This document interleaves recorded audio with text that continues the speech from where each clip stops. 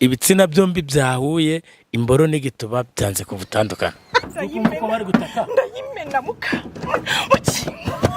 urumva uko bari gutaka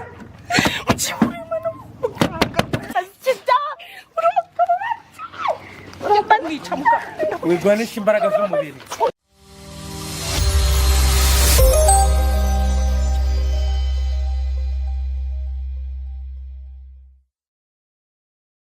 Muraho mugabo. Ndaho Makuru y'imisi. ni meza ko twaburanye Umeze ute hu? Ewe uyu munsi rinyiriyeho Zikwibajya ngo ni Chanete neza wa. rinyiriyeho ngeze naha nijoro ariko kubera ikibazo narifitanye n'umudamu wari umaze iminsi andirira ndashatse kuvuga izina rikarazwi. Bigenze bite rero? Yewe nje yaje muri Kigali nawe urayizi. Amaze iminsi ambamagara afite ikibazo cy'umugabo umuca inyuma. Umutungo wose umugabo akorera yawumariye mu bandi bagore. Abana bariho nabi, umuryango uriho nabi, ariko yaraje arandirira numva ni ikibazo gikomeye. Ndamwakira tugirana amasezerano. Ndangije musaba ibyo nagomba kumusaba. Arabimba. Sibyo mwasabye kuki mutajya mubivuga. Na amafaranga dukoresha imiti. Kuko iyi miti ndayigura imbenze cyane.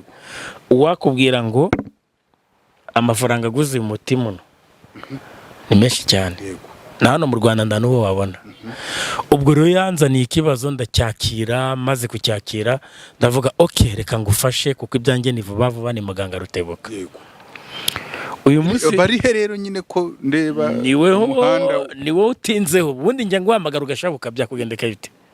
Kose aya masa yewe abantu muzi muri Kigali ratazi guheza saa 12 ubona huca nta gano ho guca abahoroshya mbuti. Si urabona reba mbuti yaje ariko ngiye ni byashobotse. Urabona hano turiki naje nahageze. Urabona ko ndi muri Kicukiro nahageze. Nyine inkuru bimeze muri Remera nahageze. Ubwo rero umudamu akimara kunyiyambaza namusabye ibyo musaba arabimba. N'amafaranga aramuciye aranyemereye. Iyi miti ngoresha. Arangije kuyamba ndamubwira ati okay ubwo yambaye reka ngukorera umuti. Uyu munsi rero ku mbaraga afite dukoreraho nibwo nahise mbabwe ibimenyetse ko umugabo agiye gusambana. Oya ubikuye heru? Ndabifite bura hano ngiye mba ngufite nawe hano ufite ifoto yawe n'amazina yawe mba ngufite. Yego aho waba uri hose ku isi hose naba ngufite. Unje nkijijisha wahita umenya ko neza ariko noneho baza bari abantu bose bari hariya bakubwira ibintu bibaye. Bamwe ndi kubona bakameye abandi bafashe amafoto bafite amatelefone byose babikoze. Nabirangije neza uko twabisezeranye. Byagenze bite nyine nk'umuntu utaruhari? Nsanze abantu barimo bikubura bari nawe ukunda inguru wa mugabo we. Nyine nsanze abantu barimo bicira ariko nabikoze. Ubu yaje ari nyesebura mu modoka yihina mu modoka. Urazi ko ari abantu batakigira n'ikinyabupfura basigaye bajya mu modoka. Ako mu modoka ubanza ngo haba ari sawa cyane. Nyine urabona reba ahantu bari bikinze inyuma y'iki kimodoka urabibona suri kuhabona. Ariko hari abantu benshi babakameye abandi barabafotora kuko byari yanze kuvamo. Nari narayishizemo nakoze umuti wo gutuma itavamo. Ibintu birasegera.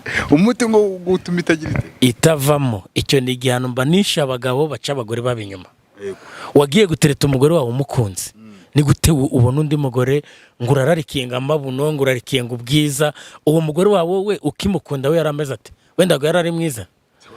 Ibyo mbahana mbabaye cyane na nubu ndarakaye niyo mpamvu mbikoze kuri iki. Wabigenje ute nyine kuriya ko genda? Nabikoze ibyo ngiye namusezeranije imiti namuhaye yarayubahirije yabikoze yanga kuvamo. Inde wanze kuvamo? Ibitsina byombi byahuye imboro n'igituba byanze kubutandukana. Wenda icyo ni Kinyarwanda so bifite se nawe ni Kinyarwanda ariko ibyo mbihanisha abantu yewe rwanga muganga Rutebuka. Yego singaba se batandukanye ruko mbageze nuko mbahaye imiti ihitivamo ariko abantu bashungeye bose bikomeye n'ubuyobozi bwahageze. Mwabantu ibyo bintu murabyumvize kandi murago. Ni gute umusore agenda agakunda umukobwa ngo aramukunze yarangiza aje akajya kumugereka abandi.